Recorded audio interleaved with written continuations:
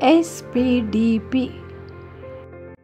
असं नुसतं SPD ताट बघितलं ना तरी सुद्धा तोंडाला पाणी सुटलं ना, तर घ्या मग हे SPD खायला. ही आहे A1 सुग्रास रेसिपीची SPD डिश.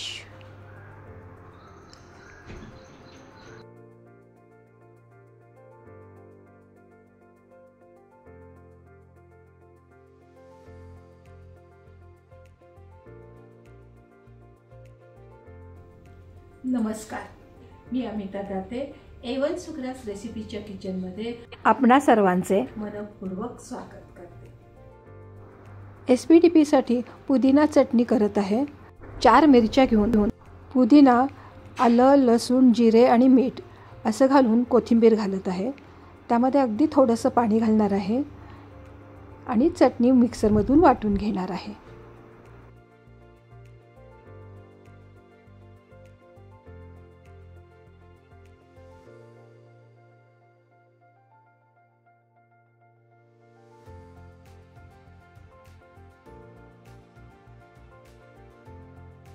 इथं आपण चिंच, खजूर आणि गूळ असा कोळ करून घेत आहे. ह्याला चिंचगुळाची चटणीसुद्धा म्हणतात. एक अर्धा ते पाऊण तास चिंच, गूळ आणि खजूर कोमट पाण्यामध्ये भिजवून घेतला आणि त्याचा सगळा असा कोळ काढून घेतलेला आहे. ही आपली चिंचगुळाची चटणी तयार झाली. उकडलेले बटाटे हाताने कुस्करून घेत आहे.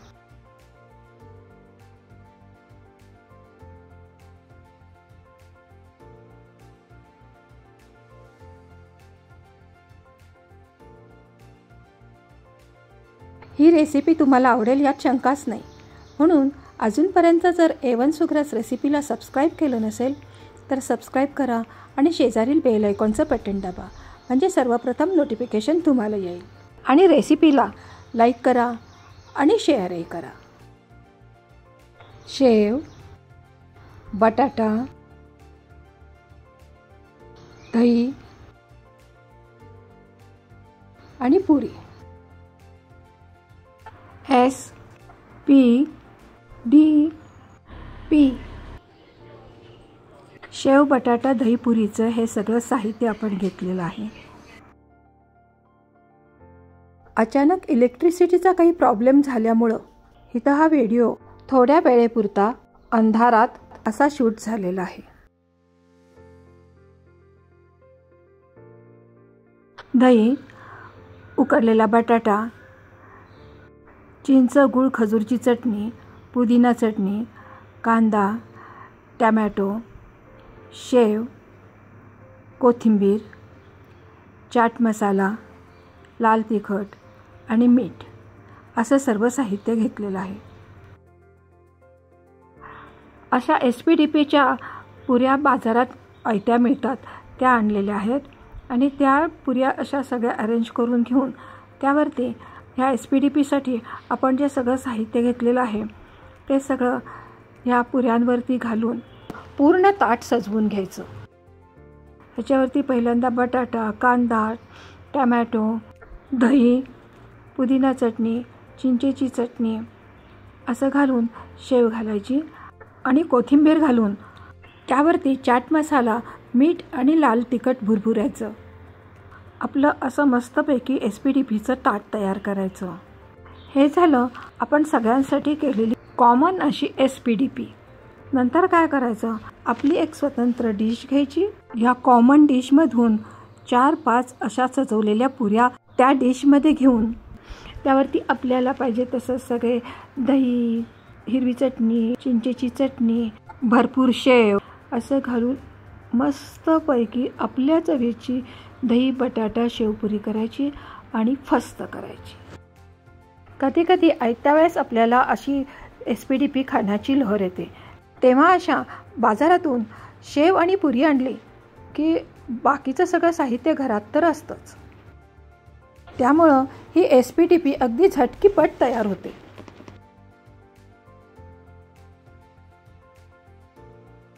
तुम्हाला अशी ताटामध्ये तयार करायची नसेल तर तुम्ही स्वतंत्रपणे डिशमध्येही करू शकता. हे मी तुम्हाला दाखवणारच आहे. ह्यावरती तुम्ही स्वतंत्रपणे पाणीपुरीचं पाणी करूनही घालू शकता.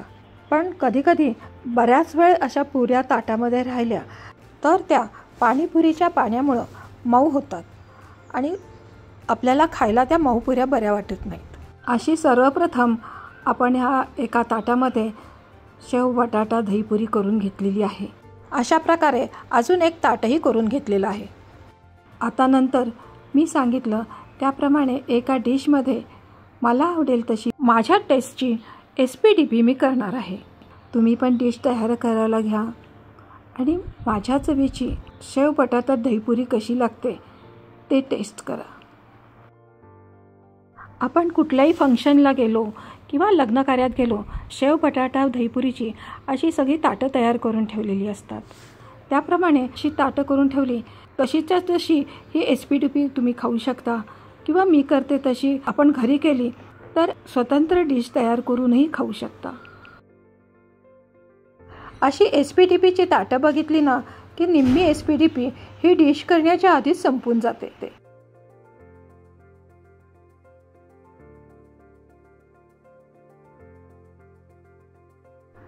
आता मला सुद्धा कधी एकदा ही SPDP खातीये असं झालेलं आहे.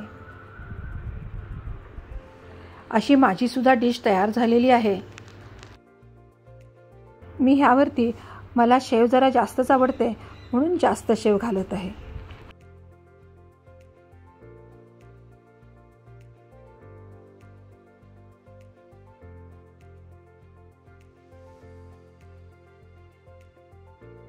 अशा प्रकारे छानपैकी माझी SPDPची डिश सजवून झालेली आहे.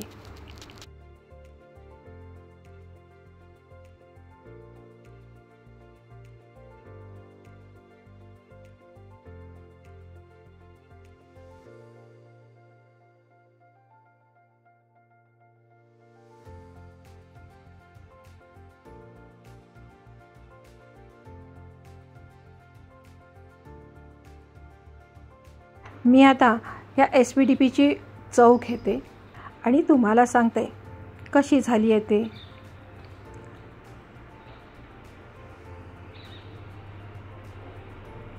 मस्त म्हणजे मस्त म्हणजे मस्तच.